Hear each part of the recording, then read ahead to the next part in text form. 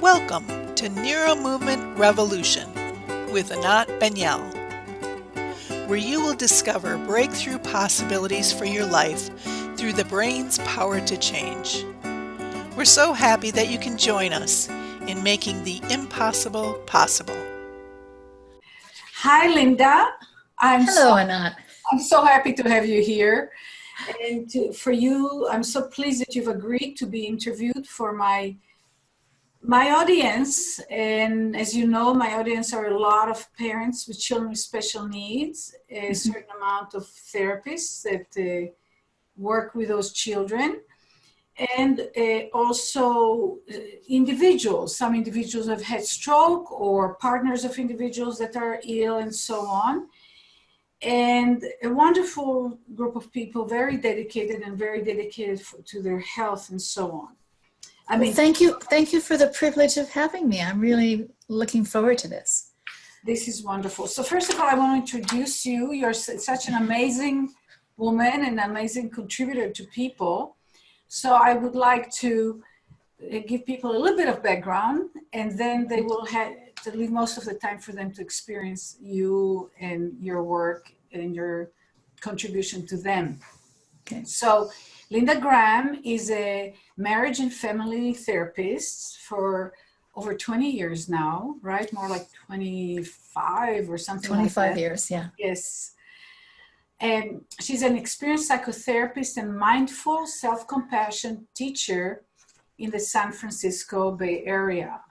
Right. And she teaches all over. Linda teaches, and she also teaches in one of the known centers for mindfulness teaching, which is Spirit Rock. Spirit Rock. Thank you.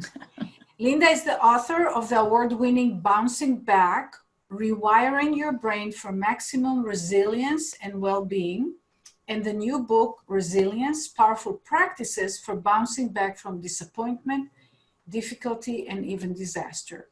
Yeah. Linda integrates modern neuroscience, mindfulness, and relational psychology in her national and international trainings. Her weekly resources for recovering resilience are archived on her website, which is lindagraham-mft.net. Of course, we probably already have it. We emailed out to people and put on Facebook, so they'll have that information too. Okay, great. So the reason I asked you to do this interview, this podcast with me today, is first of all because of who you are and what you have to offer, especially in relationship to the parents of children with special needs, and to also therapists who try to help them, but especially the parents and people who may have themselves had some, again, issues like stroke and so on. But I want to put the focus primarily. I know everybody I'll benefit from just listening to you and what you have to say. But raising a child or children is a huge task. To do it well, no real manual to do that. And it's ongoing, right? Because a child grows and changes. When a child has special needs, and very often it comes with special medical needs, it can sometimes be allergies or sometimes actual real serious or more serious medical issues. First of all, I just had parents with a small 8-month-old baby in our practice, in our center last week.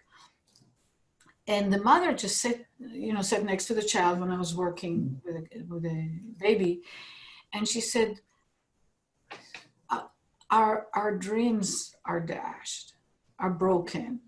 And no one prepared us. We're totally unprepared for this. And of course, they're totally committed to the child. They're totally dedicated. But the levels of stress are enormous. And, piled up on top of what would have been a joyful, but also pretty stressful at times thing like being a parent, right? And taking care of the child.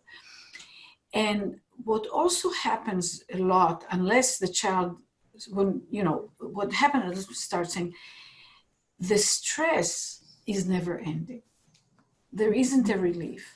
So we know about trauma, certain kinds of trauma, they happen, but then they are done. Now, it can take sometimes years to recover from the trauma, but the trauma itself is over, right? Not internally, but externally, okay? Mm-hmm. But with a child that has real severe issues, you are confronted by it. You go to sleep, in the morning, you have it again. In the morning, you have it again. So it takes an extraordinary kind of training and investment and support, I believe, for the parent to find a path of both being in reality, doing everything possible for the child, and at the same time, having some inner space of peace, of well-being, of other things, right? Mm-hmm. So what I'd like to say, this was like my preliminary, is could you, first of all, maybe more in general terms, describe your work and how it can be incredibly useful, which I know it can, so that's why I'm using this terminology, to the parents, grandparents too, people who are directly involved. So as the study of resilience has grown and we have more information coming in from behavioral sciences as well as neuroscience, the focus on resilience is shifting from whatever the stressor is externally, and of course that's still a factor, but the emphasis is focusing on the resources that the person has to be resilient, no matter what they're dealing with. So resilience is seen as a rather foundational practice, whatever life is going to deal to us, that we have the capacities and that we know we have the capacities to be able to cope with that. So as my colleague Frankie Perez says, how you respond to the issue is the issue.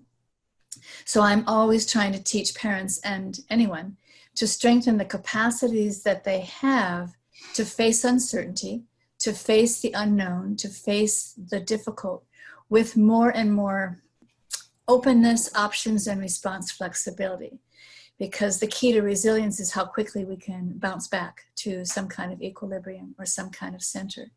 So in that kind of training, it's both pre-wiring the brain, training ourselves ahead of time to be resilient, to be open-minded, to be open to learning. It's using skills and tools in the moment to cope with whatever is happening. And then also, as you said, to be able to move beyond whatever the particular stressor is in the moment to the larger picture, the larger sense of meaning, the larger sense of purpose, the larger sense of strength that we have in meeting these adversities. So I do teach tools. There are many, many, many tools in my books, but mostly I try to help people experience that they can use these tools, become more resilient, and they learn that they can. And so when parents are facing an ongoing situation, it's really important to sort of have the mindset that I can learn these tools that will be useful to me for the long haul, because we really need that support for the long haul. Okay, well, that's amazing. So I have already a couple of questions, and then I have also questions that were sent to us before. I'll give you both questions. You decide which one you want to answer first. Okay. One is, you said, some of those resilience capabilities, bouncing back. I love the bouncing back term. Are gained early on in life, or could be gained early on in life, and then build upon them over time. And I'm thinking about how about those of us who didn't necessarily gain many of those tools early on in life for whatever reasons? So how hard, just in general, in terms of giving hope or lack thereof for parents, how accessible is it for adults to learn those tools and really integrate them? So we do learn all the capacities of being human in our earliest attachment relationships, and that includes capacities for resilience. And so those capacities include being able to regulate the body and the nervous system, being able to manage our emotions, being able to quell the fear response, being able to know what we're feeling and experiencing, what someone else is experiencing, so that we can relate in a way that's really connected and empathic and resilient. A sense of self-awareness, and one of the keys is response flexibility. So all of those capacities develop in the brain as the young child is developing. If it hasn't happened so optimally the first time around, because the brain has neuroplasticity, and that's the greatest discovery of modern neuroscience in the last 150 years, that the brain can change and grow lifelong. And when we learn how to use the processes of brain change to create new neural circuitry, to rewire the old circuitry that isn't working so well, we're actually able to foster and cultivate and strengthen more capacities for resilience in the brain. So the hope is, and the power is, that we can learn to use the tools that will actually change the brain. And as Richie Davidson, who founded the Center for Investigating Can you Healthy say the Minds, name again so people can hear it? Okay. If they want to get the resource. Richard Davidson, who Great. founded the Center for Investigating Healthy Minds at the University of Wisconsin in Madison. And he says, I'm paraphrasing, but because we know from neuroscience that brain change is actually the rule rather than the exception, it's not only possible, it becomes our responsibility to learn to use the tools that will change the brain in a wise and wholesome direction. So we're learning those tools that will help regulate the nervous system and come back to the equilibrium that primes the brain for learning and growth. We learn to manage negative emotions that disrupt our well-being, but also to cultivate the positive emotions that shift the functioning of the brain. They shift it from negativity and reactivity and contraction to more openness and the bigger picture and more receptivity to learning. And I love to share this, that the direct, measurable cause and effect outcome of cultivating those positive emotions like gratitude and kindness and compassion is resilience. The direct outcome is resilience. Wow. So we cultivate those emotions so that we can strengthen the capacities in the brain to be more flexible and keep the bigger picture. Wow. We learn to cultivate tools of self-awareness and self-acceptance so that we're not derailing our own resilience with judgments or attitudes about ourselves. We learn to relate to people both as refuges and as resources. So it's cultivating the trust and cultivating the skills that will develop the trust with other people so that we actually get resourced in a sense of family and community. Okay, so you know, one more. Oh yeah, sure. Yeah. As much as you like. Okay. And then the reflective intelligence, which is basically mindfulness, to be able to see clearly what's happening and to see how we're reacting to what's happening and be able to step back and shift our perspective and discern some options. So we can learn to cultivate all of those tools that will make the brain function safely, efficiently, effectively, and then we can begin to see what our options are and make some wise choices. That's all recoverable as we're adults. Fantastic. You know, one of the things that is almost, I would say, unavoidable, at least initially, for parents with children with special needs, excuse me,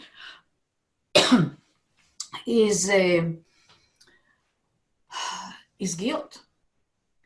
Irrational guilt, rational guilt. Oh, maybe if I wouldn't have drunk, a glass of champagne, blah, blah, maybe my child, blah, blah, blah. I mean, I'm just giving a somewhat silly example, but,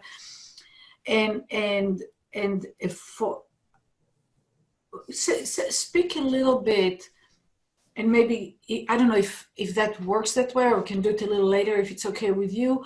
Give an example of 2 or 3 little exercises or practices. I think of what you teach more as practices that might relate even to the question of guilt.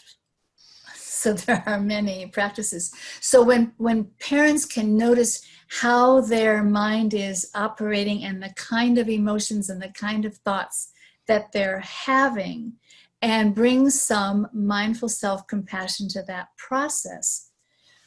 May I be kind to myself in this moment. May I accept this moment. May I accept myself exactly as I am in this moment. And even if I feel guilty, even if I feel ashamed or embarrassed, even if I feel angry and resentful and hostile, no matter, even though I'm going ballistic and losing it completely, may I accept myself in this moment. It's just having compassion for being human and understanding that other parents, other people go through similar emotions when they're faced with a similar situation. That opening and allowing and accepting is what shifts the functioning of the brain. Okay, it's perfectly understandable, totally understandable that I feel guilty. I get that. Now let me step back and see what else I can do. I don't have to let the guilt derail me. This is a resilience mindset that, yes, I feel guilty. I acknowledge that. I am scared to death. I acknowledge that. I see how I'm ruminating and worrying and paralyzing myself. But when I see that and can step back and allow the brain's functioning to both know what we're experiencing and be able to make a plan of what to do about it. We're integrating the entire body brain with our higher prefrontal cortex. When we're able to have that kind of flexibility and integration in how the brain is functioning, we can have our feelings, we can have our thoughts, we can have our judgments, and we can still see what kind of action might be the most effective to deal with the situation. So we're just expanding our sense of possibilities. One tool that I do teach all the time. So before you say this tool, can I just, Yeah. I want to just do a little observation and kind of, because Right. you're saying so much, I want to make sure. So, you know, I love what you say about self-observation, but what I'm picking up from it that I want to put in the front is so let's say a parent feels guilty. Mm-hmm. And we know, I know rationally that they have not caused the condition, Mm-hmm. right, of the child. Right. But the way you speak about it, you're not asking them to somehow stop feeling guilty as a solution, but that is really, really important because people think, oh, I shouldn't be angry, I shouldn't feel resentful, or I shouldn't be guilty, or I shouldn't be despair, or I shouldn't this, or I shouldn't that. And what you say, don't buy into the guilt. That means know what you're feeling. Don't try to control what you're feeling, but create a self-compassion, self-observation with compassion, and that will give you the freedom to make decisions and choices and open possibility that otherwise are completely locked. You know, you're locked in. Yeah. So I teach two tools. One is the awareness and acceptance. They go together like one hyphenated word. Awareness and acceptance. Awareness and acceptance. So if I become aware that I'm feeling guilty and I accept that I'm feeling guilty, the compassion can come in. I'm a human being. I care about my child. I'm scared to death about my child. I'm so worried about my part in it. And I can have compassion for me that I'm feeling that as I'm trying to take care of my child. It's the compassion that reopens the functioning of the brain. The other tool that I teach all the time is to change every should to a could. So when parents are shoulding on themselves about what they should have done or what they didn't do, to open that up to could, because should sets us up for failure and guilt, and could opens us up to possibility and the larger perspective. So when parents can, I could read this book or talk to this doctor or do this practice or take these steps. I could. Then they're not pressuring themselves to, and they're not setting themselves up for failure if they don't, but it opens up the sense of possibility. So how we perceive ourselves, how we talk to ourselves, how we judge or support ourselves is really, really key to how resilient the brain is going to be to cope with the situation. We want to keep it open and flexible, and that's what allowing and accepting does. So, you know, again, I'm going to take it a bit in my world. Oftentimes I see, and it's totally understandable, especially under acute situations, you know, that you have to rush the child in the middle of the night to the hospital. You have to, you know, all kinds of things like that. or even just with the child. Some of the children, for example, on the autism spectrum can get really very intense expressions a few times during the day, right? They can have like real extreme stuff. So it's kind of like the world, everything disappears, including the self, and everything goes into handling a crisis situation, but then it can become habitual. And what you're talking about is that there is a way to train myself or oneself to have space simultaneously for both. And again, I can see very much how awareness would be part of it, right? So I'm aware of what's happening. I'm aware of what I'm feeling. I'm aware of having to dash to the car or call 911 or call my partner or whatever it is. But I don't get hijacked completely. So we try to be aware of when we're in our survival responses and we're acting very, very, very quickly. And we may be moving out of fear or out of anger or out of shame or out of guilt. We're in our survival responses and we do what we know how to do. If we can be aware of that, or if we can use the tools that will bring us back to that awareness.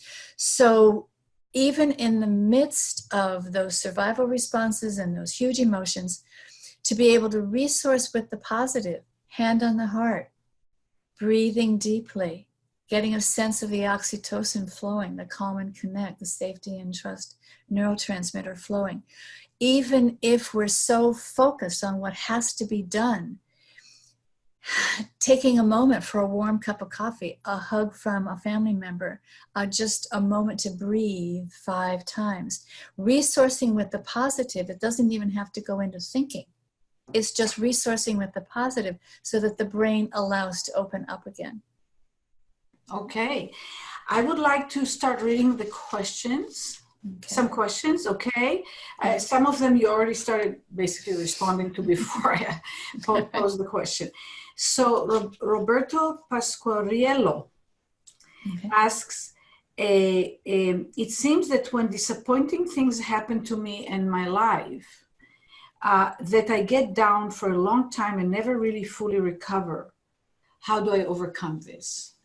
So there are steps that I outline in the book of post-traumatic growth, because it isn't always bouncing back. Sometimes it's bouncing forward into a new perspective or new choices.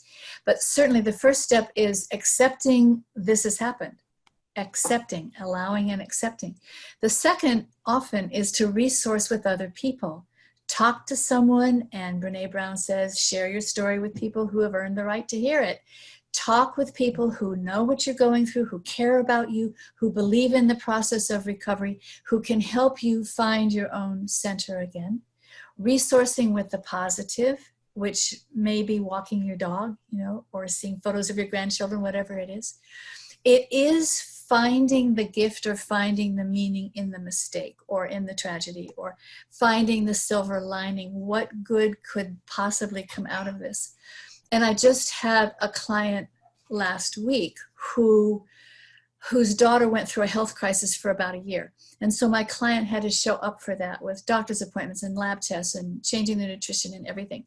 Now that her daughter is doing better, back in school, and the medications are managing everything, she realized, oh, I really showed up for my daughter. I really galvanized. I really became empowered. I have a different sense of myself now. Not that she would ever wish what happened on her daughter again. It was hard. It was hard for the whole family. But she was able to see some new meaning or some new strength in it. And that's what we try to do as we move toward the post-traumatic growth. And then it's being able to put whatever happens in a narrative where there was a before and there's a during and now there's the after. And so that the trauma, the feeling down, the feeling helpless happens. It's an event in life, but it's not the whole life story. There are other elements to us as a human being other than that one event or our response to that event. So getting that bigger picture again, getting that timeline again of yes, that happened. If we still feel like we're stuck or helpless or coping with that, then very, very often finding people who believe in us and who can help us accept ourselves and believe in ourselves. So another exercise that I teach, even though I'm feeling guilty, I still love and accept myself. Even though I'm feeling down and stuck and helpless, I still love and accept myself. Even though I just really screwed up yesterday, I made such a mistake, I'd still deeply love and accept myself, because we're using the positive to counter that downward slide. We know that the brain has a negativity bias. We're going to focus on the dangerous, on the difficult, on the disturbing. That's what the brain does so that we can survive. And that's why we consciously choose, as Dr. Davidson says, we have the responsibility to choose the experiences that will send the brain in a wise and wholesome direction. So we make sure that we're resourcing with other people, that we're resourcing with the positive, that we bring that sense of compassion and acceptance to ourselves, because that's how we can hold these big, big energies instead of going under. Wow, this is incredible. Yes. Yeah. Okay. So Beryl Hunter, interesting. How can this, that means what you're teaching, help recovery from stroke? Well, it depends on what damage has been done by the stroke and what the capacities of the brain still are. So some of this is being resourced by the stroke victim, being resourced by people around them who believe in the capacities of recovery and who are willing to go through the long process of rehab. So a lot of what I'm teaching is for the caregivers as well as for the person going through it. But if the person is able to understand and still believe in the power of the neuroplasticity of the brain, because we do know that people recover from stroke, even serious stroke. So to know that the brain can change when we exercise and use it in the right direction. And so it's really finding people who are knowledgeable about the neuroscience, the neuroplasticity of the brain, and who can suggest exercises that will strengthen or compensate. You're talking to one of them. Some expertise. Right. Yeah. Right. But I think it's, as I try to teach about the resilience mindset, it's that we can learn how to be resilient, and we learn that we can. We're learning how to recover from stroke, and we're learning that we can. Yeah, that's wonderful. Yeah. That's an important part of it. You know, I want to throw in here, you know, working with, let's say, stroke patient, and of course there's all kinds of factors that go in. So the one is, of course, what you said first is the degree of damage to the brain itself. Mm-hmm. Putting that aside, just looking at the process of recovery, whatever the trajectory is going to be. Mm-hmm. Another factor is how soon the intervention is done, and the right kind of intervention, not an intervention that grooves in the limitations, but an intervention that opens, you know, positive brain change. Mm-hmm.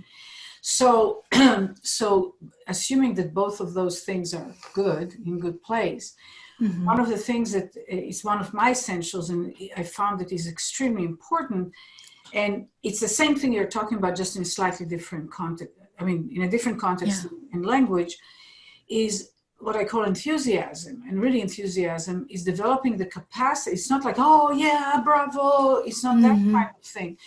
It's the ability to internally amplify what otherwise would be considered as small or not good enough. Or so when someone, let's say, cannot feel their arm and have no control, it's spastic, but they can't feel it.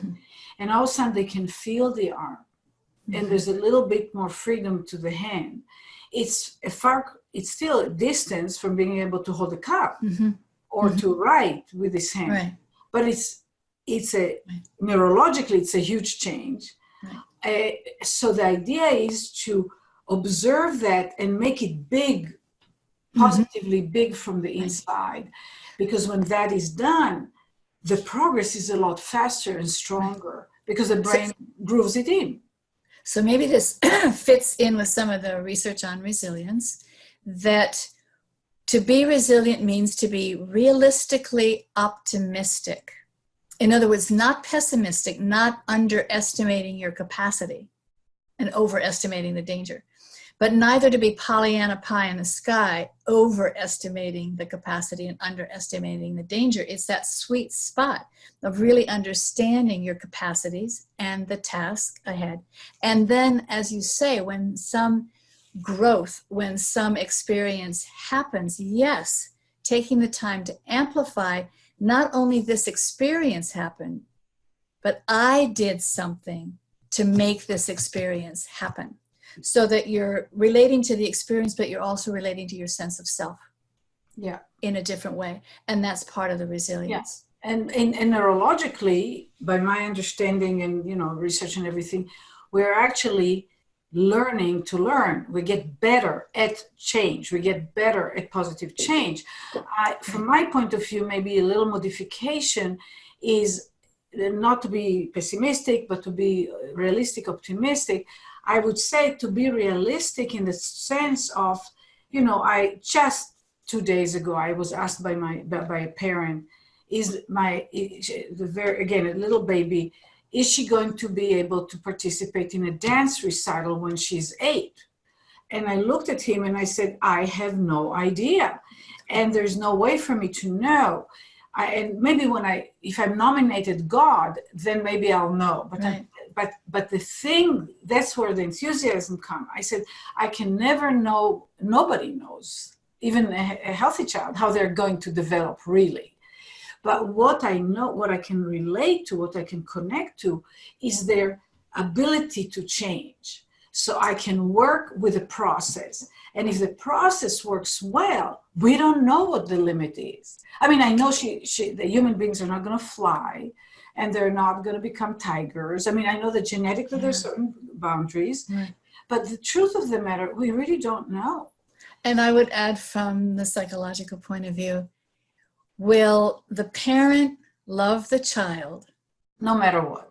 At 8 years of age, whether she can dance or not, and will the child love herself at 8 years of age, whether she can dance or not? And I would say, because it's about 7 years for them to go before she's 8, would the parent be resilient and well every day during those 7 years, or at least a good percentage of those days? That is what, for me, I'm focusing in this podcast, because of course, the more they're well while the process is progressing, meaning the child is growing and being taken care of the way she is, the more they feel well, the child will feel better about herself, because kids pick up, of course, from the adults. Right. So that is, I just had a few weeks ago, self-care, the well-being of the kid from another point of view, because I think I don't think we can overemphasize how important it is. How important which is?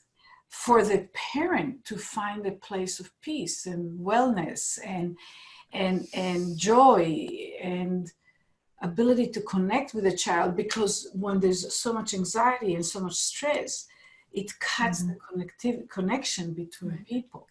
So when I'm teaching about resilience, I'm almost always teaching resilience and well-being, resilience and well-being, resilience and well-being, and all of the tools to regulate our nervous system, to regulate our emotional landscape, to relate to other people well, to be mindful about what's going on, is to lead to a kind of equanimity, is to lead to a kind of wellness or well-being. All of those tools are for that, because then we can continue to respond to every change, every new unknown, every uncertainty from that center of wellness or well-being. That's wonderful. This is perfect. I will. These are some questions, not so much from parents, but Anat, it's for you, Linda. I had a lateral mastectomy with no reconstruction and skin graft covering it, so it feels tight and the movement is restricted. She's actually putting it to me because it's about movement. The physical therapist exercises are a bit limited. I wonder whether your method can help with recovery of the movement. Agnes, I will answer that in the next podcast that I will be speaking, because the answer is actually my experience with women who had mastectomy and didn't have the whole other thing, reconstruction, that it can get better, but I'll talk to it in another podcast. Can I say something? Yeah, sure. There is research now that shows that we can do movement and we can do mindfulness. When you do mindful movement, that's the most effective. Well, that's what I teach. I mean, of course. NeuroMovement. Yeah. Right. Yeah, I mean, we activate the power of the brain to change, and the main resource for the change is that people move in a way that they feel themselves as they move. Without it, it's tangential. Right. It's not much change. So this is the basis of all my work. This is my first essential. I just don't call it mindfulness, but that's why, that's why we are in the same neighborhood. So here's a question. What are some ways we can help dyslexic students who reverse letters like B, P, and Q? I teach this. I think, I don't know if you have anything to say about it. I have. Do you want to say anything? No, go ahead, and then I'll see if I have anything. No, I'm not going to answer it. I'll answer it in another podcast. I want to focus on your topic. Right. So, again, if someone is dealing with something specific like dyslexia, and there are tools, there are teachers to help them deal with dyslexia, the tools I'm teaching about resilience are to help them deal with themselves while they're dealing with the dyslexia. It's having the belief and the awareness and the acceptance of themselves as a resilient person, that it's similar to a growth mindset or a learning mindset, that if I put in the effort and if I pay attention to what I'm doing, and if I ask people for help, if I pull in my resources, I will be able to affect change. And so people are helping them about something specific about dyslexia, but that resilience mindset is helping them in general. I am someone who can learn. I am someone who can be resilient. I am someone who can make a change in my life. So that's the resilience piece. From a point of view of the teacher, in this case, the parent or can serve as the teacher or the teacher, do you have any suggestions?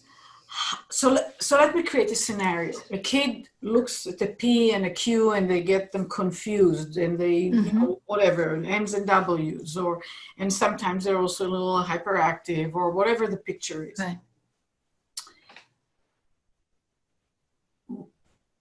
And the teacher is tasked with interacting with the child to look and help them, their brain, figure out the P's and the Q's and so on and so forth. Right.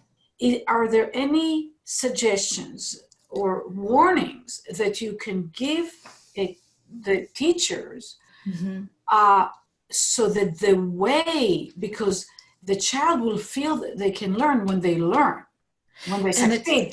So before they succeeded, when we're in the process of looking to facilitate it, any suggestions so it would increase the child's well-being and resilience rather than perhaps get them despaired and give up? Okay, so the brain learns best when there is a neuroception of safety. The brain itself picks up a sense of, I'm in a safe environment, I'm in a safe connection with someone, I'm in a safe relationship with myself, I'm not in danger. I may be frustrated, but I'm not in danger. And the teacher or the parent can convey that sense of safety, of patience, of acceptance, of connection. However long this takes, I'm here for you, we're going to get through this together. And when the child feels safe in connection, that primes the neuroplasticity of the brain. So the safer the child can feel in relationship and in their environment, the easier it is for their brain to change. Wonderful, wonderful. And of course, for a parent or a teacher to be able to do it, all of us that do it, we have to develop our own resilience so that we can provide that environment. If we get anxious, if we look for the child to succeed if I look for a child to succeed in performance for me to feel safe myself, that I'm a good teacher or a good parent, then it's a slippery slope. That's right. And so for the parent or the teacher, trying hard, best of intentions, they're very, very patient, to have compassion for the child and for themselves. I'm showing up. This is hard. I wish it was moving faster. I'm doing the best I can. And that compassion is what also keeps that sense of safety open for the parent or teacher, so they can keep it open for the child. Great. Okay, next one. I like this question. It's Marina Baktashi Pedridis. How can I teach my 17-year-old son resilience? He is very stubborn and feels lectured too. He has been feeling very down this past year, but won't let us help or take him to someone who can talk to him. He's not a very positive person, and I also have trouble with that.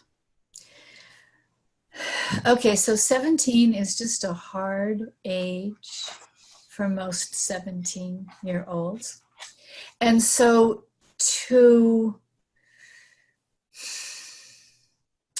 we learn to be resilient from experience and from role models. And so if there is something that the person themselves can feel skillful at and good at, whether it's sports or pottery or playing with the dog, the resilience is built from feeling competent and coping and being able to handle things that are new or difficult. So to provide whatever experiences at home or at school or however that actually help the person feel competent and confident. There's also role models, and feeling judged is usually going to shut down a person's effort. But being supported in finding role models of people who are resilient, and that's why people have their favorite sports heroes or their favorite film heroes or their favorite heroes from literature or the neighbor down the street. We need to be able to see other people who are resilient and be near them, be in physical proximity, and then the mirror neurons will begin to fire and will begin to pick up some of their qualities as well. So it's, I think, again, this resilience mindset, this growth mindset, that it's quite possible. And if the son is discouraged or feeling kind of down or smallified or whatever, not to demand or command, but support and set the good intention. And then, of course, set the recognition, offer the recognition when that's available. You know, sometimes being resilient is realizing how vulnerable we feel, how incompetent we feel, how discouraged we feel, and have that understood and validated and supported. It's hard for human beings to be resilient, and it's okay sometimes to need to spend some time under the covers. Of course, we want people to engage and have experiences that will let them experience that they are resilient, but I think allowing how difficult it is, how vulnerable we feel, how inadequate we feel, allowing that as part of being a human being, part of our common humanity, having compassion for that, and then offering opportunities for experiences that are different. Very often people tap into their own resilience, not just when they feel supported by other people, but when they support other people. So that's why volunteering or being part of a group can be so helpful for people to get a sense of their own mastery and a sense of their own competence. By helping other people, I can feel resilient myself. That's beautiful. Thank you. Okay, so it's again, and if you want to throw in some specific suggestions. So this is Renee Dunham. And what are good ways to move through pain? I'm an elder with arthritis in my knees, delaying surgery as much as possible. Meanwhile, I'm continuing all my activities, dance, biking, canoeing, swimming. That's an interesting way to go through pain. Quite impressive, while maintaining good movement habits. Yet I cannot help but yield to discomfort at times and fall from gracefulness, she put in parentheses. Any suggestions? Well, it sounds like everything this person is doing in terms of dancing and swimming and everything that she's doing is coping with the pain. And just because it doesn't make the pain go away doesn't mean she's not coping with it and coping with it skillfully. So if the pain is also accepted, there it is again, wish it wasn't so, but it is, and I will do what I know in my body helps me feel better, then that is being resilient.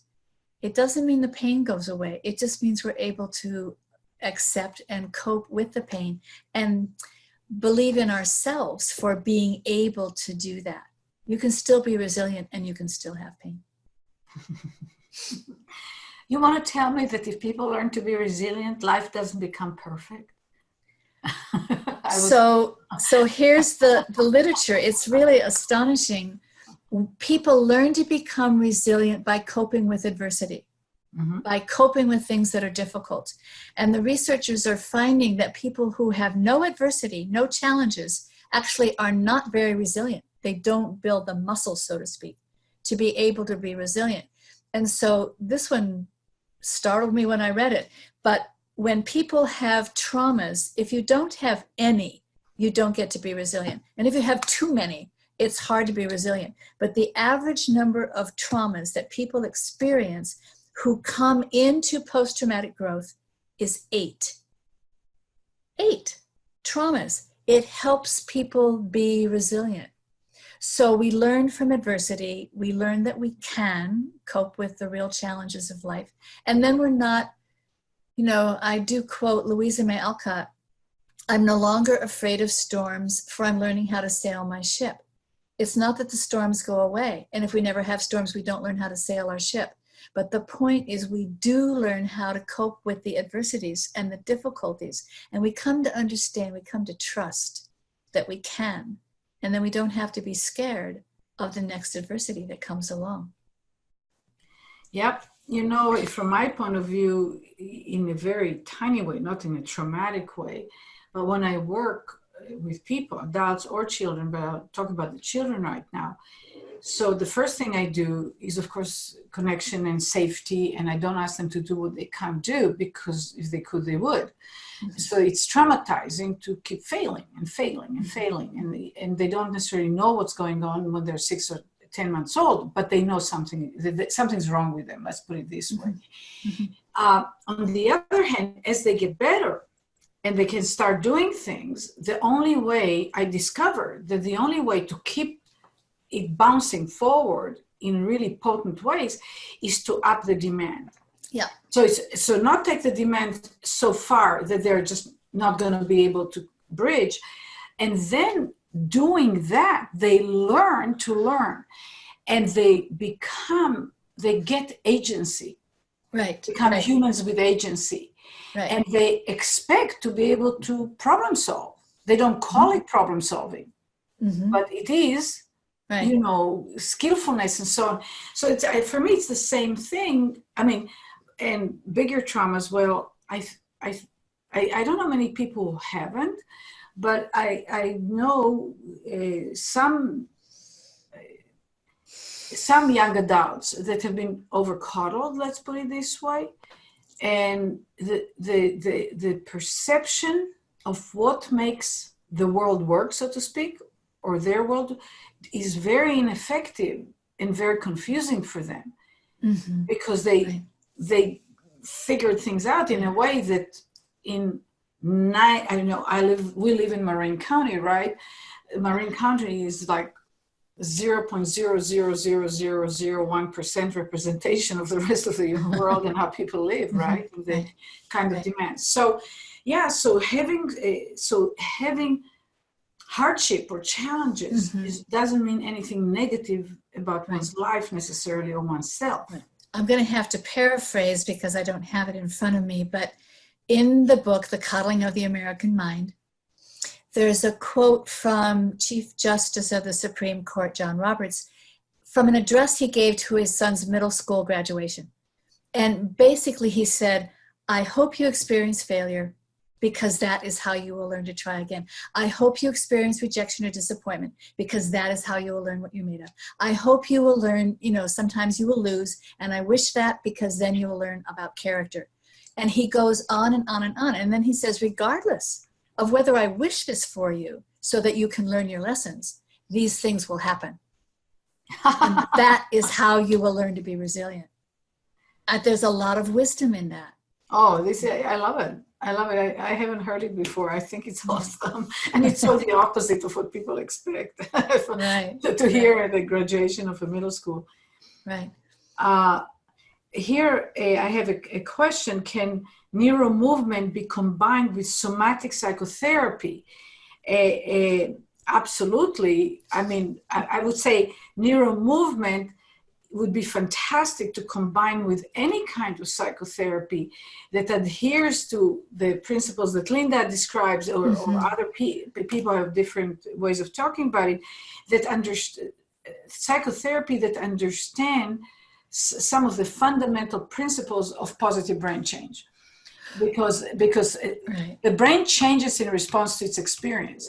So psychotherapy, just like any other kind of learning or rehab or intervention modalities, can promote positive brain change, meaning brain change that bring positive results, or it can be negative brain change. The brain is not selective whether the change will be positive or negative. It'll change depends in response to its experience, right? So if psychotherapy is grounded in an understanding of the body and the body brain, and begins from the bottom up to be able to use somatic tools of breath and touch and movement and visualization, the tools of the body to spark, to create the brain change, then we're building that neuroplasticity from the bottom up, and that's how the brain is going to learn the best. And then by the time you get to, well, I've had a negative thought, so I'm going to juxtapose a positive thought with it to do the rewiring. You've built the capacity of the brain to do that from the bottom up. It isn't just one thought opposed to another. It's the entire body brain that's working together. Wonderful. Yeah. Okay. Okay, I'd like to ask a question related to my son who is 9. Lack of sense of secure, I guess meaning security, due to being partially neglected during early childhood while his sister was of special needs and was the focus point in the family. He has mild anxiety and sometimes goes to uncontrollable rage and would yell things like, I wish XXS were never born, I guess the sister. I'll kill you. A few weeks ago, he was in a rage and was waving a small knife facing his sister. I've been working on him. I can see he's improving. He's much happier and the episode is shorter and shorter. Still, I'm thinking to bring him to see a good psychologist, which is not easy to find. I don't know. So, well, we're talking about if the boy was neglected because the focus was on a special needs sister, and that's the attachment experience, the attachment conditioning. And if that conditioning didn't quite catalyze the development or kindle the maturation of the prefrontal cortex so that he could manage his emotions, he could manage his rage, he could manage his impulses, then that can all be recovered. That can all be rebuilt in a secure attachment relationship now. The connection, the resonance, the validation, the empathy, the mirroring of the feelings, the mirroring of the experience. Getting more secure attachment now will jumpstart the recovery of the development of the prefrontal cortex. And that part of the brain doesn't fully develop till we're 25. So he has time to recover the functioning of the center of executive functioning, the prefrontal cortex, which I and other psychiatrists now I'm learning call the CEO of resilience. When we strengthen the functioning of that part of the brain, you're strengthening the CEO of resilience. So it really is about loving, secure attachment relationships now, just restarting the development of that part of the brain that can do all those other functions. So that's quite doable. That's quite manageable. So maybe taking him to a therapist, a play therapist, because he's 9. I mean, that would be the right age. But also just to really concentrate on learning about and doing those attachment skills as parents that can help him recover. And do you have a recommendation for people to read and, because the attachment theory and the is fabulous, but it can be a bit heavy if you're not a professional. So is there a book that talks about that you're aware of, that a parent can read and get a little guidance? Or should maybe they just read your book? I don't know. There are books for sure, but what I would recommend, Dr. Laura Markham and her online video course, her training in parents, because she's fabulous. She's really quite fabulous. She knows all about attachment. She knows all about compassion. She knows all about mindfulness. And she's really, really helpful to parents. So Dr. Laura Markham. Online course. That's wonderful. I mean, I haven't heard of her. I'm learning something. Yeah, she's quite fabulous. So Linda, we're coming close to the end of our hour. Okay. And so first of all, I want to say again the names of your book. Do you have them close to you so you can put it on the screen so people could see? 1 second. Yes, of course. Okay, I'll say it in the meanwhile. Bouncing Back, Rewiring Your Brain for Maximum Resilience and Well-Being. And her new book, Resilience, Powerful Practices for Bouncing Back from Disappointment, Difficulty, and even Disaster. So the first one was Bouncing Back. That's wonderful. And take it a little back so they see your name towards you. Back, perfect. Now we can see it. That's good. That's good. And the other one is Resilience. Fantastic. So this is amazing. And there's so much to take from what you said, including those little, exercises. We didn't get into taking the audience to do it with you. Yeah. And I think the most important message for me is the possibility, the real possibility. I mean, it's kind of like right there. It's like right on the buffet of options in life to develop, to really mature more into a more fully evolved, developed, secure, well human being. And there's and while we know that some degree of trauma and suffering is probably inevitable, we can really learn to expand it. Okay, so I'll let you say that. Okay, so because challenge and adversity is inevitable, we can choose to approach it with what can I learn? How can I grow? If I meet this and I develop the skills and I learn how to meet this, how will I grow and transform as a human being so that I have my growth mindset, I have my resilience mindset, rather than running away or wishing this wasn't happening? How can I step up and meet this so that I not only cope, but that I'm learning and that I learn that I can? So it's choosing anything difficult that happens, choosing to use that as a cue to practice resilience, because that's what it is. Wonderful. Linda, you're awesome. Thank you. I love you. I know you. You're amazing. Thank you for giving us this time and so much of your wonderful knowledge and care for people. And